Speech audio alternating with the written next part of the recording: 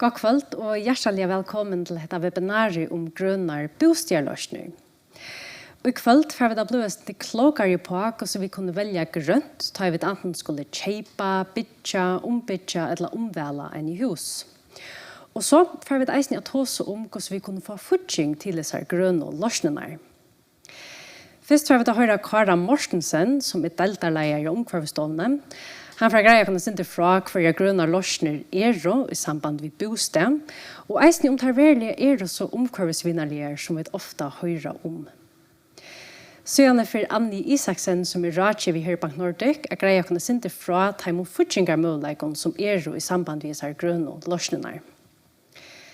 At enda fra at heipa i svære nøkron spurningen, og to som ikke vi velkommen å sette dem spurninger, da gjør vi senda en sms på at 32004 så tar vi spurningene at de nå framdønner. Vi tar nå til å først og framdønner. Gjør så vel, Kare. Ja, god kveld. Jeg skal ha en stått av framløv om 4 måneder vi grønne norske løsning til oppbytting. Kom fra omkvarstående til å vite dit. Og jeg leiper på røyene. Aller først så kunne jeg sitte her for soios.fo til orskeskiftet gjennom hjemmesøyer som vi tar sammen ved SEV. Her det stender alt mulig om grønne orskeløsninger. Og den søyen som jeg har vist her, hun sier jo bare en så svart av gjærheten. Så om det klikker inn her, så kunne du ikke lese nækka om det. Og vi arbeider vi øren kunnande tilfeller som kommer 17, og så vi røyner at vi halda lov og just ned. Dette her tiltaket funnet høyre til å fortelle om det som vi arbeider vi. Men jeg begynner vi å fortelle synder om okkara støv og de store verden, hvor gjør det mening, at vi arbeider vi som ting. Og dette er også helt stort. Man kan si her, at dette her fakta, dette her verløgjen, men satt det i tølen. Verløgjen tann, hvis du tykker etter hjørnet som holdt, at hun hittna nesten 1 grad, mellom 1,5 og 1 grad, til seneste 100 årene, og særlig nek til seneste 100 årene. Og grunnen til at hun hittner, det som vi sier her, hun hittner av mann og av henne, og grunnen til at man hittner av mann av dem, til hentan, til at vi øyser koldioxid, CO2, ut i luftene, og i øyla større mångdom, hvert eneste år. Og enda kurvan her, hun viser faktisk fra 1930 og opp til 2020. Hun går ganske langt etter, men særlig at det seneste, hun årene en akselererende. Fra knappt 300-290 ppm opp til 420 ppm. Og ppm til parts per million av CO2 som i atmosfæren. Og det er så ikke i overste mynden her, det er så ikke at februar 2021 mer enn februar 2020, og så er det ikke alle tøyene. Og CO2 en luftart, en gass som gjør til at luften hittnar. Da solen skunner inn i hjørnet, så får solstralene for noen CO2 som i luftene, men hitastralen som får ut at hun vil fenke av CO2, og tog hittnar atmosfæren. Og det høres forklaringen på at hjørnet hittnar. Og CO2, det kommer i luftene da vi brenner fossil orsk. Det vil si at da vi brenner kål, da vi brenner olje, og da vi brenner gass. Dette vet jeg alt.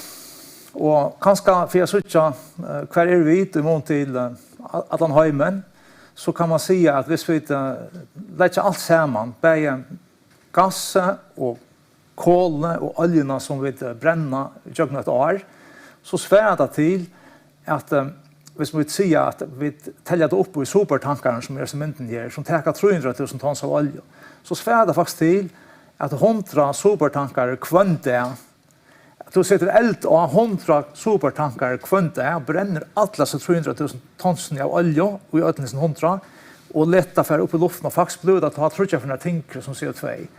Dette har krøvd ut i atmosfæren av kvønte, så man kan kanskje spørre det er faktisk rett og løy hvis ingen avvarskan er en så ekvisligere så ekvislig inngrepet som vi gjør på atmosfæren. Hekk er ikke så etter fargen så så klarar vi akkurat 300 000 tons och på ett år. Så vi kör en supertankare ut om året, medan resten av jorden kör 100 supertankare ut om dagen. Så kan man ju inte säga, herregud, kommer du inte få släppa köra åkare ut i fri och navn, det är inte ångamon det som vi gör. Men jo, det är mån. Och särskilt hvis man huxar som en global borgare, så må man bara säga att selv om vi bara kör en ut om dagen, hvis vi råknar det som vi kör ut per føring og mån til per allhøms byggvann, så kører vi, så er vi i midten til 20 mest dolkande i heimen. Og 2015 var vi nere og alltid 16 tonn per CO2 per utbygga per år, og nu er vi oppe i over 20, så det er vi ikke den skøyva veien. Men vi ser så at vi 2030 at det var dere nye og under 20. Og det er målet som vi har i akkurat orsko og hverdagspolitikk. Så vi har nok å gjøre. Men vi gjør oss noen ting, og nå kommer vi til det som det her tiltaket her som Bank Nordic handler om. Det er hva kan stå som vanlige borgere i Førjen gjør for at minke om at det ser CO2-utlatt, og for å være vi en grønn norskskift.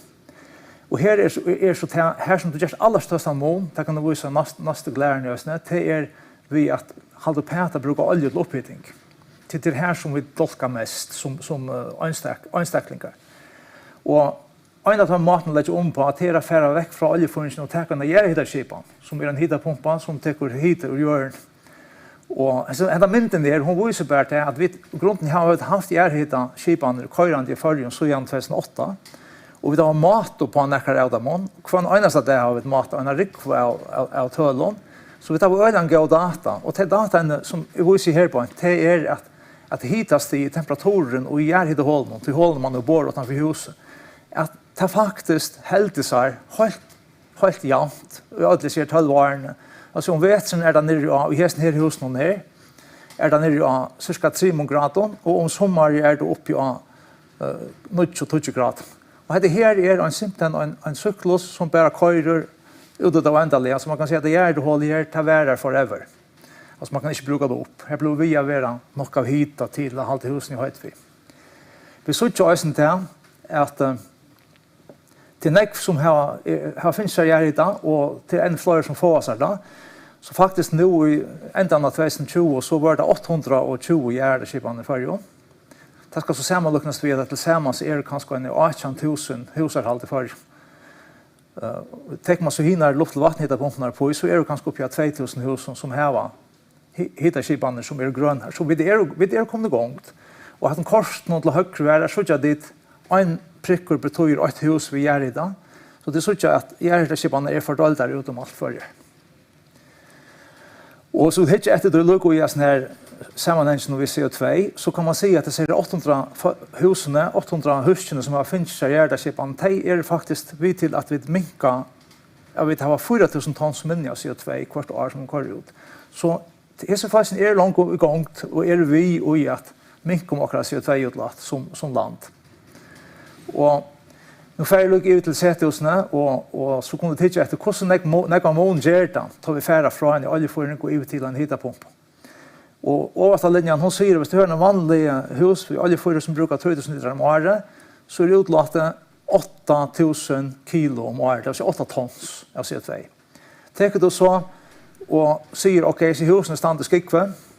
Skikve er det at her har det bare svart el. El og skikve er framlagt bare fra dieselolje og ångonør. Men selv om du her ute første gjør i dag, hvis det er noe jeg bor til, at transportere utgjørende ut der, så har du færre nyr i en helt. Altså du har vi en hus ut i skikve som fører fra olje til gjør i dag, så har du spart 4.000 kilo av CO2 om året. Og så an det stand i husene så i havnen her i Mainøsnon, her og det er 30% av elen som er framlagt kommer fra Sunte, men 40% kommer fra vatten og vinter. Så har du spart fra 8.000 til 2.500, det har sett du har spart 6.500 kilo, eller 6,5 tons om året. Det er ikke øyne veldig gav mål. Og selv om den nyeste linjen hun sier at hvis du hever i husene standard i 2030, her som vi vannende har finnet alle okkere elorsk og grønne, ja, men så har du ikke CO2-utlatt, altså spart 8.000 kilo om året av CO2. Men det som man kan säga stort med det här till att det löser sig fint långt i det. Själv om du bor i en steg som ska vi här som det bär av svart el, så löser det sig fint att skifta om till gröna hittarskipan vid hittarpumpen, hvis man vill vara mer grön. Himpartsen av det är kostnaden. Och det här mynden hon kan bara hon visar bara hur oljeprisen och elprisen till hushållshalten i förrjun varierar. Och här ser man helt tydligt att det reja att till nog så storligt vad oljeprisen är. Han kan variera från 5 kronor och lika på 8 kronor. Men elprisen helt sig konstant när det är under 5 kronor på nu och den särskilt prisen för hittarpumper han har 1 krona och 45 det enda stippla linjen i slag tror jag. Så ösnä att tog runt kan det vara mer stabilt så en hushållshalt att köpa sig el till upphettning vid en hittarpump än att köpa olja till upphettning vid en oljefyra. Tror jag en oljefyra kan du riskera 8 år att betala 15 000 kronor om året. Nästa år att betala 25 000 till 30 000 kronor. Det vill säga här är en 15 000 kronor som du inte vet vad du har. Så lukka ett stort råkningsstycke och nu ständer det sin text här. Hvordan spär du? Det spyr folk alltid. Hvordan löstar sig att få sig en hittarpump? Och det här är ett råkningsstycke man kan göra nekv, men det här är så mye råkningsstycke. Vi tar det samma hus som brukar 3 000 liter av olja. De skulle bruka 20 000 kronor om året. Men tackar vi så ett hus som är i järnhita, så skulle de nästan nästa linjen så skulle det köpa el för 20 000 kronor till att säga hälften av 1000 att köpa olja för det. Och så skulle det betala så ett lån som kostar 120 000 kronor till MVG att bara så kostar det 120 000 kronor att få sån gärdeskipa. Och ska du betala hemma åter i 25 år och med 5% ränta och också lägligt så kostar det 20 000 kronor om året. Och el kostar 20 000 till att säga att du sålt att du kasserar oljefyrer där och finns där gärhita så har du 3 000 kronor efter om året cirka. Då är det alltså myra pengar efter att du har gjort det så ilövna än du har i år. Så att du teker årskutskäper vi i betraktning. Och så hade jag ska ända vi att säga här på att en sån slutsättning går sätta pengar i ett hål och gör det till lösa sig. Och det kommer att synda att hvis du nu är så väl fyrig att du öjer sig runt 20 000 kronor av bok och du inte vet vad du ska bruka det till, det är det också negativt som kanske är till stövande. Så är det en mat till att ta pengarna ut ur banken och sätta där i ett hål i hjörnet till att säga köpa sig en gärdeskipa. Och för att det du har gjort det så får du en årskorrockning nio från 20 000 till 20 000 cirka om år. Det vill säga att du har 120 000 kronor flyttar banken och sätter ett hål i hjörnet så får du ränta på 20 000 kronor om år. Så finns det för att du inte pengarna upp att du gör det, men du blir via få sig räntorna. Och till ändan så har vi hotlat att kommer vi en citat från en förskon som heter Förska, som är pastor av Backafrost, som i 2019 gjorde ett biogasverk uppe utanför Halma, och som är faktiskt en ordentlig success över. De säger i Förska, jag läste bara upp, jag har alltid funnit en på att det är. De säger, om vi vill ha bröjting och männing, må vi jant och samt förska oss. Vi förska oss tar vi sådana nya möjligheter och tar vi göra åkara part för att lösa större och smarre avbjörningar för oss själva, för samhället och för hemmen. Tack för det. Stora tack för hälsa avhåvert och framlöna. Hvis du har någon spurning till Karan så är du välkommen att sända en sms på 32043 så tar vi spurningarna att nå. Vi tar nu till nästa framlöna i kväll och det är Annie Isaksen som är rådgiver här i Bank Nordic. Hon får greja kunna sända fråga så vi kan få fortsäng till så här gröna lösningar som Karan med andra var inne i. Och ja, hvis du har spurningar till Annie men hon greier fra, så kan du somleis senda en sms på 32043. Gjør så vel, Annie. Takk for det. Jeg får greie at jeg kunne sende fra Futsingar Mølagon og akkurat nødja grønne bosærlande som kommer til 1. april. Og hva det vi som banker hitje at ha tilsøkt om Futsing. Det ekvila tydninga mykje at de setter det samband vid banken og tykker rådgjøva så tydelig i tilgångene som overhovedgjørligt. Såleis at vi sammen kunne lette noe fortsatt atlan og finne til hva det de har råd til og hva det ikke de har råd til. Heter øysene for å finne til hva møbler ikke blir til, såleis at de ikke bruker orsko til noe som kanskje ikke blir til allikevel.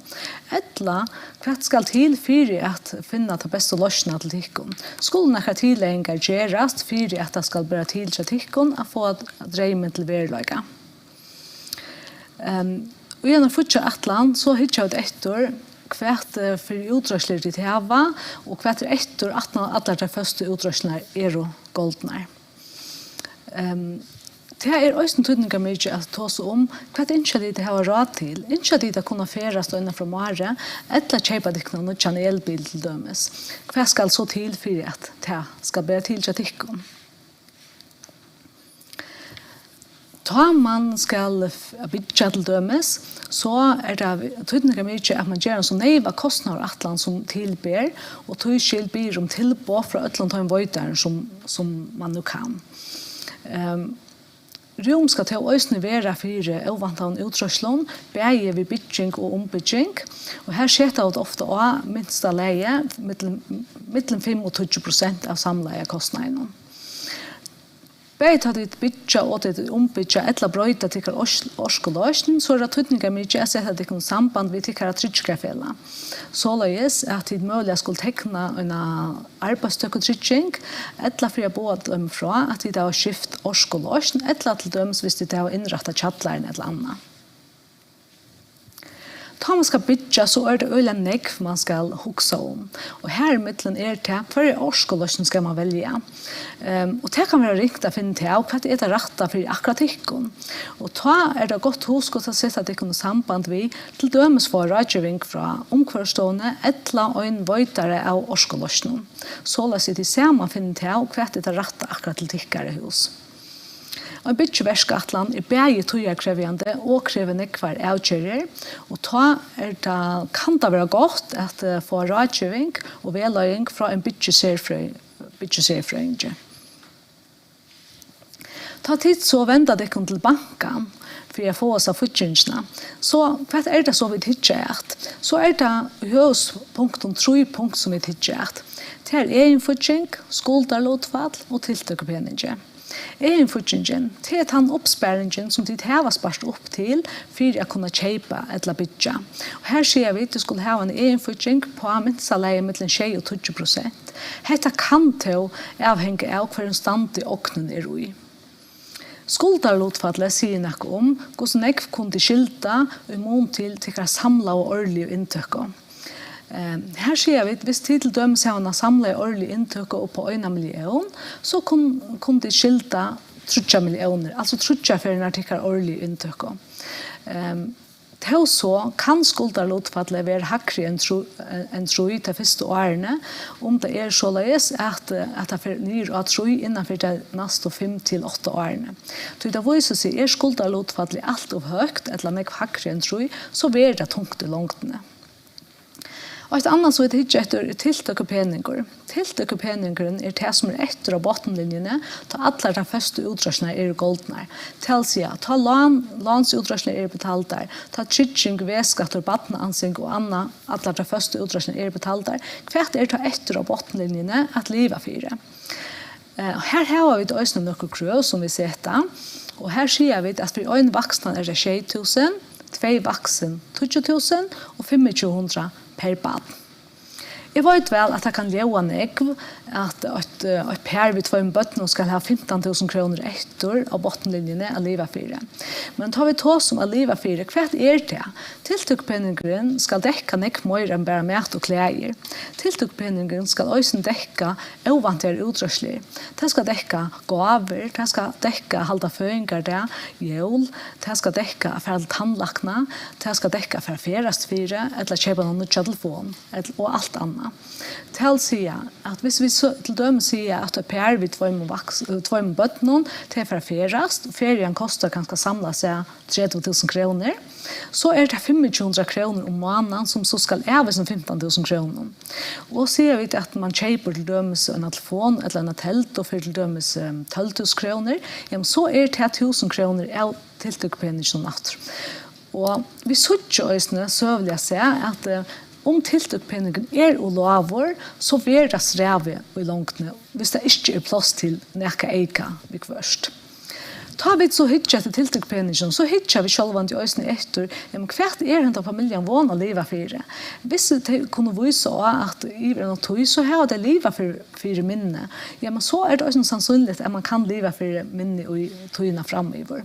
Men hvis inte så är det nog så ringt att leva för näck minne. Det vet jag vet. Tar vi tar så syndrom egenfutching Johanne så är det ju en uppspärring som man häver görsar åren man får igång till att byta eller köpa. Och det är alltid ett gott husgott att ha en uppspärring. Tar man samman vid rådgivaren och finner det ja men vad kostar det om man till döme ska köpa en hus för 2,5 miljoner? Vad kostar det om månaden? Så är det ett gott husgott att sätta att här pengarna till suges och att höja bil åren således att man är vant sig vid att skulle erbjuda utrustning och således att det samtidigt är en uppspärring till döme som är en förtjänk ettla och ju större uppspärring man häver, ju mer kan man kanske köpa för det, eller ju mindre kan man läna till sig att det blir ösne billigare om månaden. Och då är det gott husgott att spärra sig upp och då är det åren, och då är det viktigt att långt upp på en vet om man börjar att huxa om man skulle byta eller köpa, att sätta sig i samband vid banken och finna att ta rött och lossna på en vet. Så är det här. Det är kostskall så allt det här futchast och det kan gott vara synd ringt att finna till. Det är nekr futchingar möjligheter. Det är både realkreditlån och banklån. Och efter innanför realkreditlån så kan man få realkreditlån både vid fasta räntor och vid skiftande räntor. Och hvis vi så hittar efter till dömes, ja men kvart är det rätta för mig. Det är ju så att öjna lån är det rätta till ödel.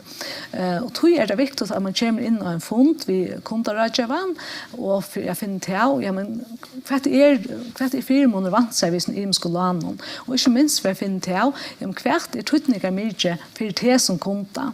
Är det tydningar mycket att du har ett lån vid fasta räntor? Eller är det tydningar mycket att du har en stor flexibilitet? Eller kanske en sammansättning av tömmen på avon. Så det är väldigt viktigt att finna till.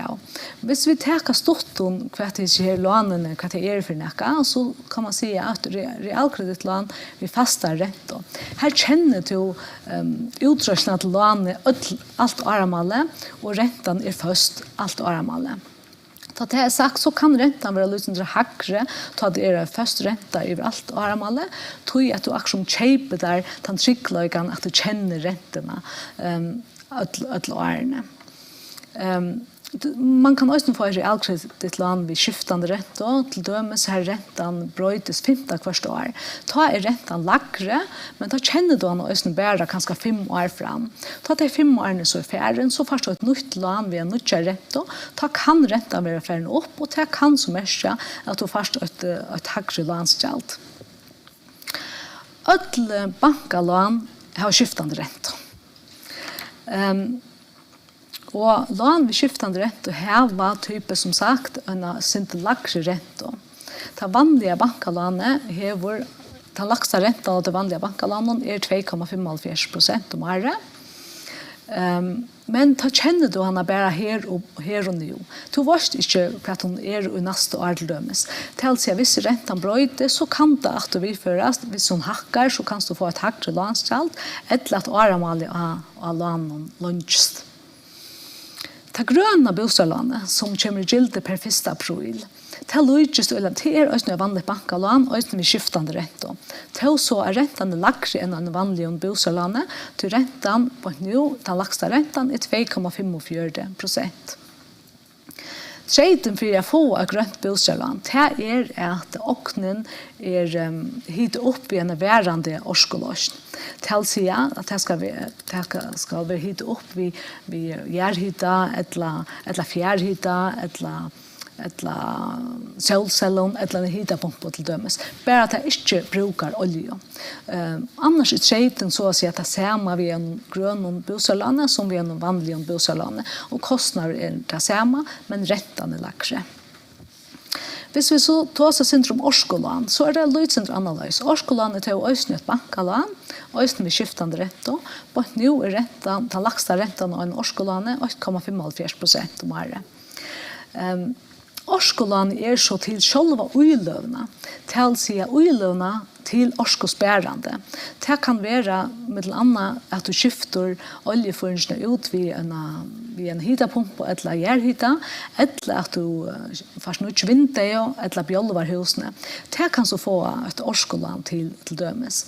Årskollan kan så ta mest av få upp till 300 000 och det kan så vara i 20 år. Här hinner bosalån kan vara mellan 25 och 30 år. Traden för att få årskollan är till att samla skulden i åknene är under 40%. Så det är inte imes kvätt det är det rätta lånet. Och som sagt så är det inte ett lån som passar till alla kunder och då är det viktigt att ta sig vid kundarrådgivaren och finna de bästa lösningarna akkurat till dig. Tack för det. Ja, stora tack för framlönar B2. Ser det avhåverst att höra.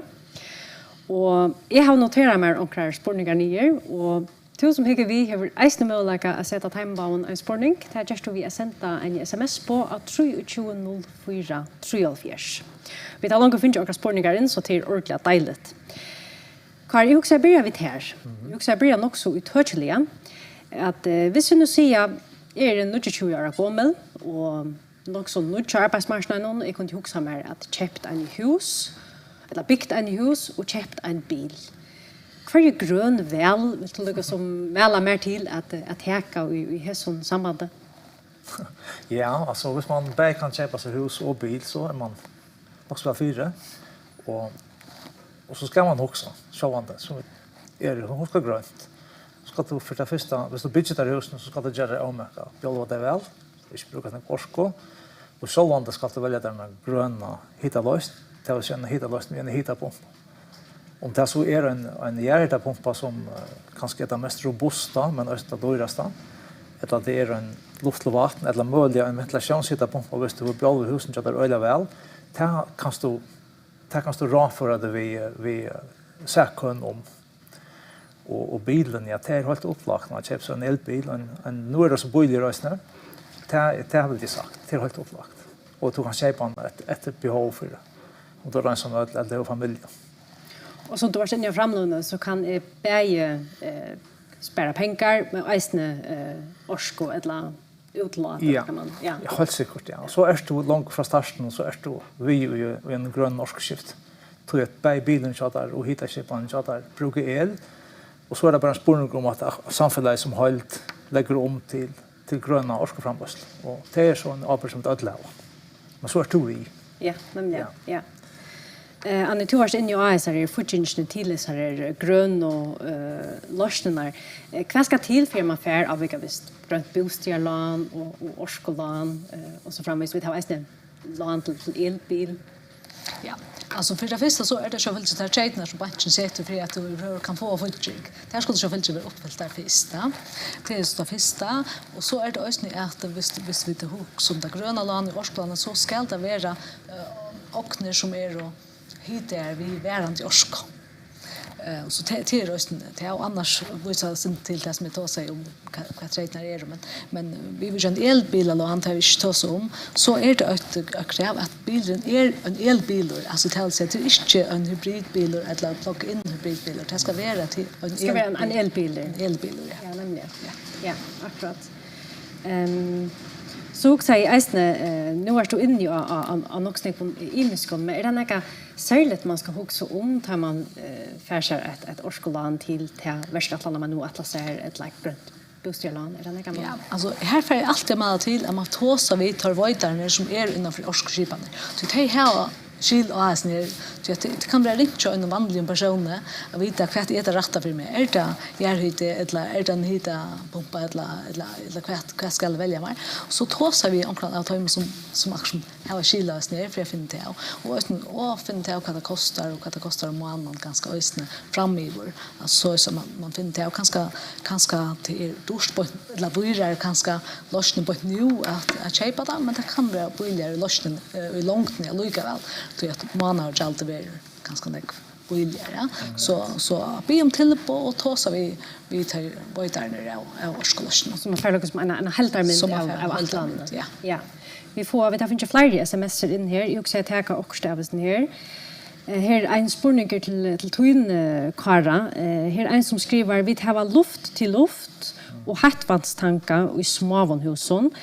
Men vill jag skifta skipan, vad är bättre, luft till vatten eller järhita skipan? Och så lägger vi komma in och säga att vi tar kvörst till oljefyring eller radiatorer. Ja, det är en inte speciell spårning. Ja. Och så ska du ha en luft och vatten eller järhita skipan så kräver det faktiskt att du har radiatorer eller golvhita. Så skulle det skifta så skulle det investera i några radiatorer.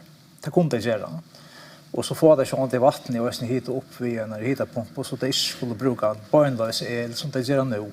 Så det får inte boiler i högt vatten. Men uppbytningen vid en lufthitapump och hon är ju få inte få att blåst höjda luft in i ett hus. Så I alltid till kanske i husen små och inte bruka några ork och så är det kanske något stort att få sådana järdeskipan och det kanske också om en luft och vattenhittarskipan eller kanske en ventilationshitapump som klarar allt I ögonen. Men det skulle helt säkert tåsa vi en vajtare och be han kommer ut och hitcha efter husen och tåsa vi lite om det bästa lösningen. Känna meting till akkurat här konkreta. Ja, säg att det rockar vi att det kanske inte har så stora orknösl. Men det var ett svikt det framgång i spåren. Ja. Men jag kan nog säga oilövan själv. Här kan man till dömes få ett årskollan till själva oilövan. Alltså till östminister en äldre hus som har oljeföring nu som skiftar till dömes en hitapump så kan man få till årskollan till akkurat här oilövan till dömes. Och ta det bara till att samla skulden ska vara under 40%, men ta han rätta och snöla lå. Alltså nek lax än en vanlig bostadsland till dem så det är också här som för så det är inte bara nu tar man bitcher och nutchund lägger nu det är också äldre hus här man här till en omvändning och så för det så det finns så att det konto investera i en 4-5 radiatorer I husen med stävär så. Det är också det kommer också in på så. Ja, nej ja. Att det gör golvet I en par av husen. Så på det syns det. Det är också orsko. Det är action det ska vara orsko spärran. Ja. Så det är också det ja. Släppna jag också. Vi tar finns iceborningen att och Annie heter till Twin. Verande lån cha konton vi fjärrhita omlagt grött bostadslån automatiskt. Ettla ska man be om det. Ja, man ska be om det. Det är inte automatiskt. Vi har ingen chans att vita, bara så automatiskt vid nekva kontar. Vi har ingen chans att vita hur to akra fjärrhita eller kan hitta loss eller årskollossen hur to så det vita vi inte. Så det ska vara så att kunden man be om det 18 april. Att gå sätta samband vi och nu men det kommer giltigt 18 april så. Så tar man kunden sätta sig samband vi och. Så det boyne serverar till det för det som heter vi. Så säger jag för vidare Kare to hur nämnt flera kan man säga grunnar skipan grunnar lossner men hur så ricka hesa nya skipan ofta hör vi om man kanske kan få sig järhit att utan tan skipan värre så långre ger hon det alltså vi ser chip mer järhita skipan ut det hur långt helt det så ja det är kanske nog lätt att svära på att till döms I Sverige här har vi haft järhita sedan 1905 och vi har också haft det förrän sedan 2008 det är först då och en sån hittarskipan hon helt bara alltså tror jag att här är järhitaskipan är allt innan dora ett om du gör här är inte som slutas eller första växer och tror jag det är nästan som att ha första boxstamband alltså hon helt kanske 25 år hvis man bara myndelig helt gjør, men så fylls det kan man være helt gjør, og partefer, og elektrisk partefer til et strøm, og et ingeniør og stå, et eller annet, så skal man så betale sin. Det er sånn at det har vært spørsmål om trykkingen teker til skjene, men det er det vanlige som vi har en øren til.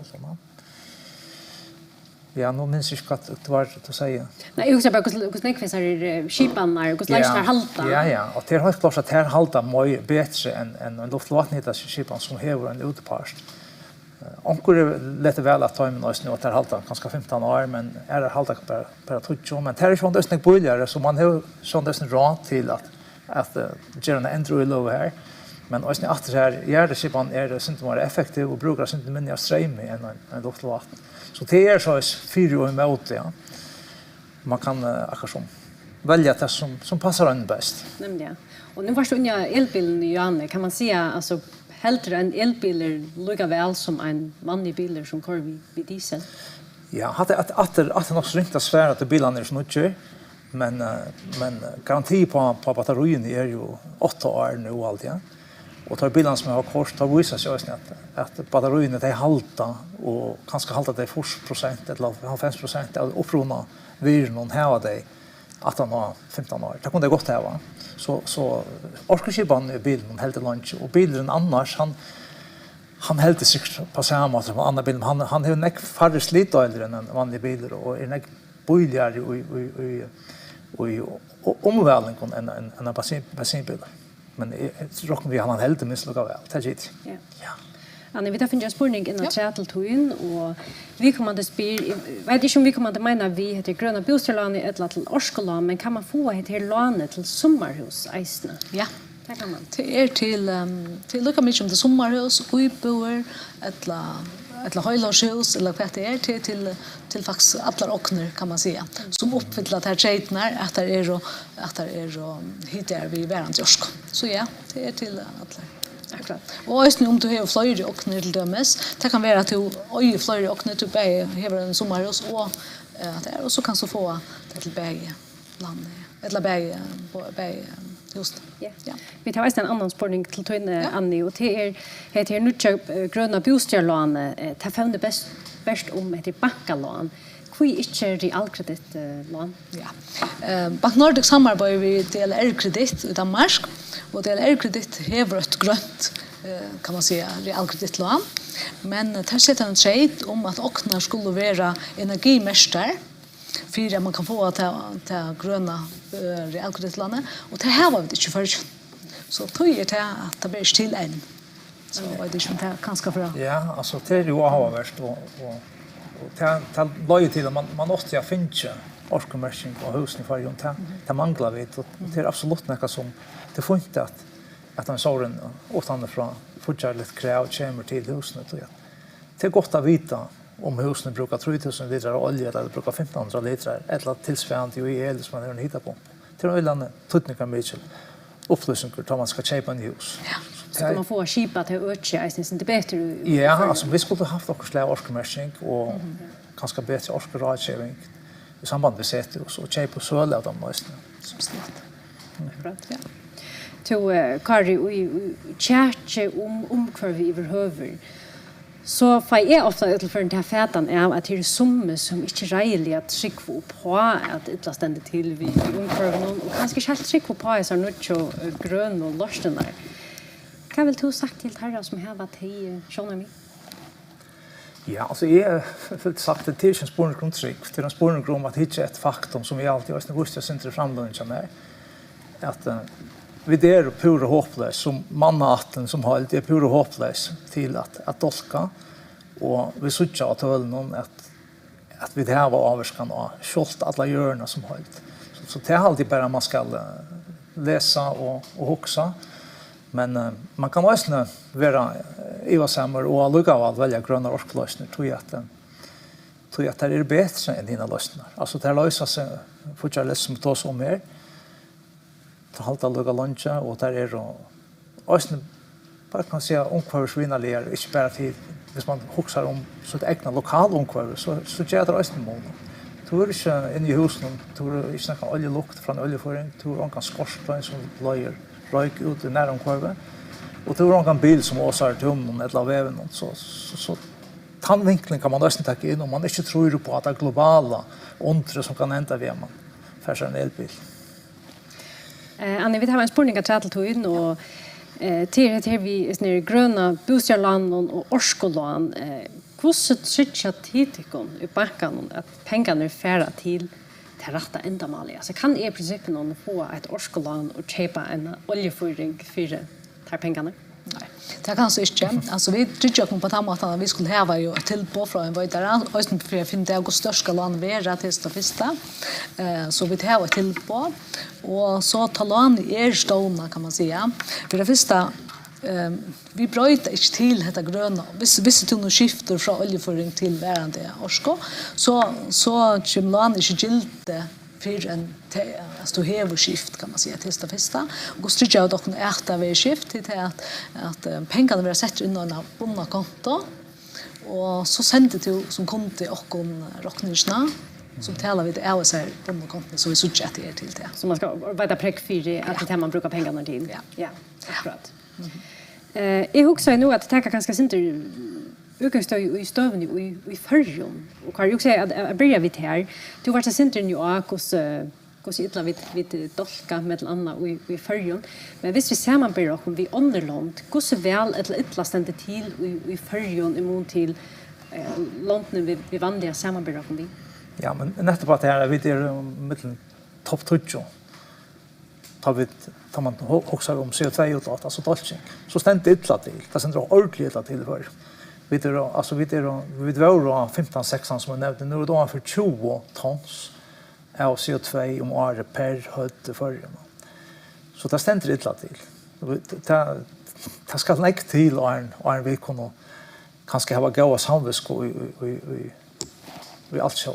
Ser man inte. Men så kunde vi bruka syntet till åkara värre att hälften av åkara oljefär till skipene och här lösnar inte ordentligt tökare än. Men innanför 20 år så kunde vi inte bruka omkänningen långt så vi kunde långt nu begynna också om hur vi kunde lägga skipene om och kanske också utnå en land. Ja. Hos du säger att det ständigt ytla till så halt jag man höra likaväl mer och mer i milen och fällt hos om med sig gröna lossnar. Märker man hos det ständigt ytla till en ökad efterspårning efter den här gröna lossnar? Ja, alltså nu nämnde vi det här så här det var kanske en 2000 hushåll som jag hittat på och det är orätt för styr för timena säga att inte händer det är ösnen trots allt är det näck va och elbilarna börjar komma och bevisstheten jag fallt om det här hon är alltid norska alltså hon är rockar vi minst lika gå för som i landet runt om oss. Så vi manglar kanske det stora tätch och felakslösningar alltså skipen som nämnde men ösnen elframlösland till rockar felaksarbete och hon är rättliga svårt. Här skulle vi simpelthen ha mer vindmöller upp som showade att vi skulle längre finna fler upp. Och så är det allmänna byggningar och allmän färsla och inte minst utnavn ösnen. De har kanske inte så goda möjligheter, men de får möjligheter och de kan flytta och längt ösnen. Akkurat.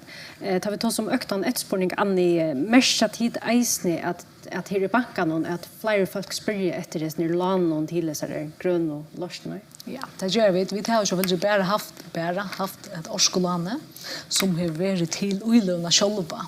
Nu från 1 april får vi så att allt bostadslån kan man säga kan man få till detta gröna lån hvis du uppfyller de reglerna som är och att du bär huvudvärande orsko lossning till dem så det väntar vi helt säkert att för att komma nekkur etspårning nu 18. april det är i Vestisjøy. Och så är det vi elbilen och ösne det har vi så ösne och här mäschar vi en större etspårning. Och ösne tror jag att bilarna är också man känner mer till där och bilen blir bättre och bättre och batterierna som du säger kanske halta längre och garantier längre så ja vi mäschar en större etspårning och växande etspårning vill säga. Ja. Hvis du så inte fram i tøyene, hvordan kunne vi som samfunn forske oss fram, og når er målet rødt? Ja, det allt jag vet att oss om det alltså det är inte ganska inte det som jag har sagt i framlöna men mål är inte rött. Vi snackar om 2030 men 2003, hvis vi er ordentlig så kunne vi være middelen inne i 2003. Her vi kunne være CO2-neutralt, det vil si at vi kunne ganske bruke synder av fossilen, men samtidig så sparer vi som sin egen ørenøsene, at vi til sammen er neutrale. Det är alltid man kan säga att det tar tog och det är nästan 2 år det är värre strävan och man kan också vända det visa det är väldigt spännande tror jag. Så tingen är igång och viljen ser ut att vara här också så det är spännande att se hur köttet kan gänga. Det är som sagt det är börja som du också säger efterspråkningen till elbilen börjar knappt att växa. Det kan gänga helt kött att bilarna tar här så länge livet i husen och gått ganska ner 30-40 år. Bilarna är smart 15 år. Så innanför 20 år kan det gänga hämta ölen och vad tror. Och hvis du skulle vara inte mer uthörlig vi akkurat tog kan väl så säga vad kan en privatperson göra och vad kan landets politiker eller myndigheter göra för att först ska långa fram av grundlinjen. Ja, alltså det är helt säkert att vi tar som nu till som enkelperson kan göra mån vid att välja gröna lösningar till det som du gör. Och så kan du ta sig om du gör hvis du idén dolkar 20 tons så ser det 20 tons, 20 tons. Hvis vi gör allt det som vi skulle göra till privata så kommer vi kanske komma ner 15. Men så är standard 15 tons och det 15 tonsen det är och felaktsavbyrd. Och här är det till dömes elframlösland. Hon må bli grön, det är ett måst. Och här nyttar det inte hvis öll förrän se att vindmillarna skulle inte stå för åkar hus. Alltså vi må offra lite center, vi må ha några vindmillar upp. Och här om man får havnarna, här är näkrar hur kommer flöjre. Det ser ut att havnen är påstått instilla. Och det säger Porsche och inte trobla ju är en näs helt inte så vid våna att vi får att det är platsen som det har bruk för. Vi skulle trots allt inte bruka allt för det. Så det är en part av det. Och så och att den allmänna och kommunerna spelar vi och utanför spelar vi. Alltså vi tar täcka touchen som här kräver vi till morgon. Det är väldigt viktigt också. Och här vill banken också nu vi spelare kan man säga. Och bära lite om jolvon och i banken här vi för att ta skifta bilarna så får vi skifta till elbilar till dömes och det här tar vi så först och att vi skulle sätta upp årskunnar till nyår och till att vi nu kommer i som gröna boställanden som gör att allt som uppfyller de reglerna som här så värant årslösna kunna få bilar och annat till dem så det hoppar vi för att vi ska till att få omhuxa det så Så skulle ha några aktörer via banan som du som Ja, vi må vara felaksamma där oss. Inte bara som privata men också som parter som borgare i samhället. Nämligen. Så också lucka till senast så skulle det vara helt praktiskt. Visst nu att jag kunde också mer kanske att husen kommer vara inte grönare. Vad är så första steget som är helt praktiskt? Ja, det är centralt på hur husen det är men jag vill säga första steget heter en oljeföring så får henne ut. Det är absolut första steget. Så kommer andra steg att du bjalla det bäst. Det är det här som du gör störst mån. Det är för att köpa försk orsko, först framlagt orsko. Så är det en av de potentiella brukarna och när tar vindmillarna komma. Och jag tror att det är det som spärrar mest CO2. Det är helt säkert. Så bilen kommer så vara nummer 2. Men alltså, skifta oljeföringen ut och hick kanske efter att bjalla husen bättre. Det är väl inte nummer 8 och nummer 2. Så bilen kanske nummer 3. Och short. Och Anne, hvis man ikke til forskjellige personer, hva er det så første steget som er at teka? Ja, det att jag syns det samma. Alltså helt och oljeföring så att finna det ja men ska det skifta nu ut och att alltså vi tar så ofta de forskjelliga vad ska till vad kostar det och då så tar vi in att de som om på att här årsklösnar för jag finner det vad är det jag ska göra och det kommer så väl så snabbt på hur stor är husen hur gamla lite mycket är det då det kommer snabbt an på så här det så det är att det är vi att först alltså du ska först ta stöd till att jag vill vara grön hvis man kan säga så där och så här till vad ska så bryta det till så det är liksom det är också det första steget du ska också vad ska bra till och här var vi det är ju nekvar var där och öknen som har som det kommer vända sig till för oss aspirium om det så det är också det första aspirium till att ta stöna och så att vända sig till banken och finna det och så finner vi den felakslösningen som vi vill bo på där. Man kan se att det är bostadens gamla hus som bränner nekva olja. Så är den största spärringen jag där till att göra oljefunningsna väck och hitta på så sparar du pengar för att det är ju ett.